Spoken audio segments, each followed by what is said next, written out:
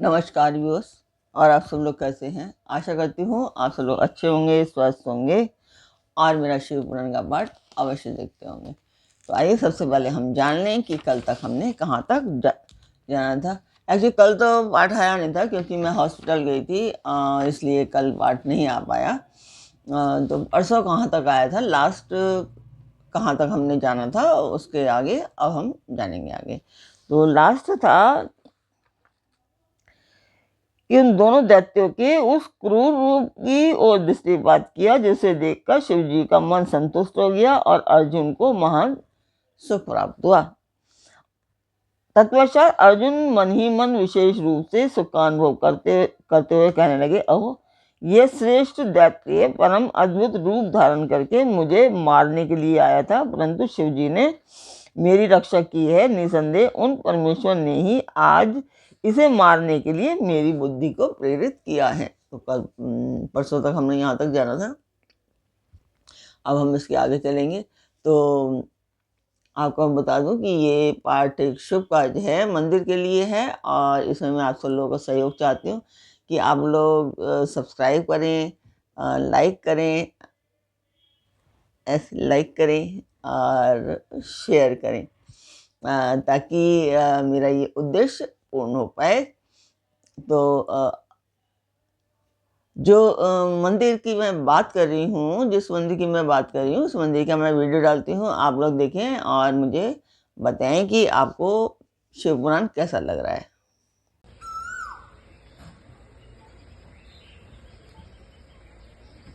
तो उस मंदिर की वीडियो आपने देखी, आपको मेरा पाठ कैसा लग रहा है कमेंट में मुझे अवश्य बताया कीजिए।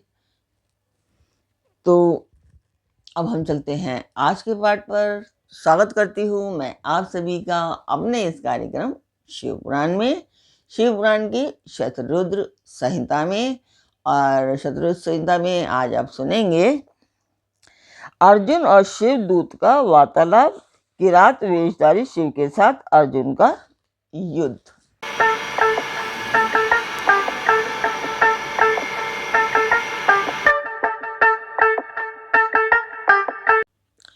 तो यहाँ पर नंदीश्वर जी कह रहे हैं कि महाज्ञानी सनत कुमार जी, अब परमात्मा शिव जी की उस लीला का श्रवण करो जो भक्तवत्सलता से युक्त तथा उनकी दृढ़ता से भरी हुई है।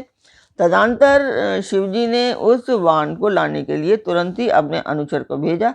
उधर अर्जुन भी उसी निमित्त वहां आए। इस प्रकार एक ही समय में रुद्रानुचर तथा अर्जुन दोनों बाण उठाने के लिए वहां पहुंचे। तब अर्जुन ने उसे डरा धमकाकर अपना बाण उठा लिया। यह देखकर उस अनुचर ने कहा, ऋषि सत्तम, आप क्यों इस बाण को ले रहे हैं? यह हमारा सहायक है, इसे छोड़ दीजिए।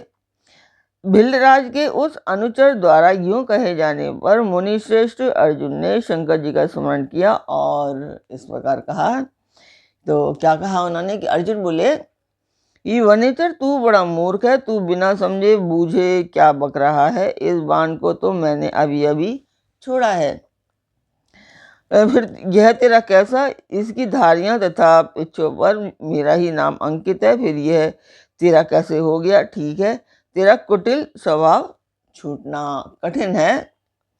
तो नंदीश्वर जी कहते हैं कि मुने, अर्जुन का वह कथन सुनकर भिल्ल रूपी गणेश्वर को हंसी आ गई। तब वह ऋषि रूप में वर्तमान अर्जुन को यूं उत्तर देते हुए बोला, रे तापस सुन, जान पड़ता है तू तपस्या नहीं कर रहा है, केवल तेरा वेश ही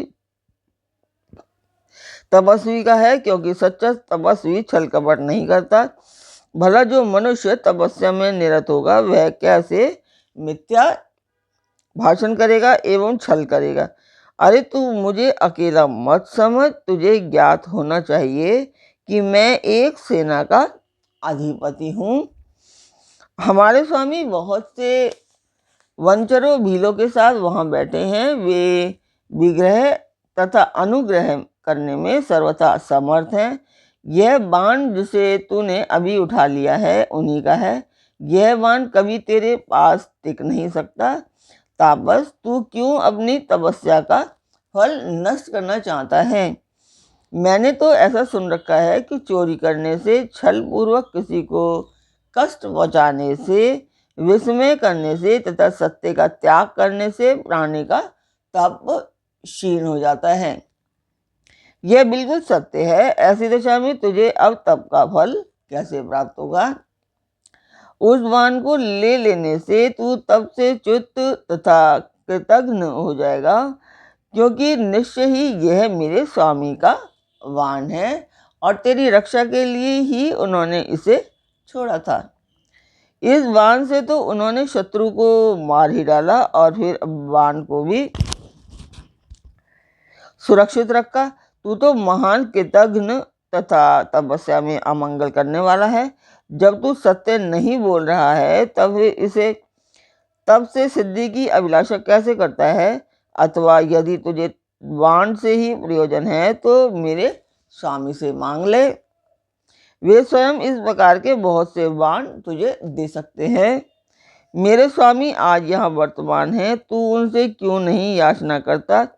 तू जो उपकार से परित्याग करके अपकार करना चाहता है तथा अभी अभी कर रहा है, यह तेरे लिए उचित नहीं है। तू चपलता छोड़ दे।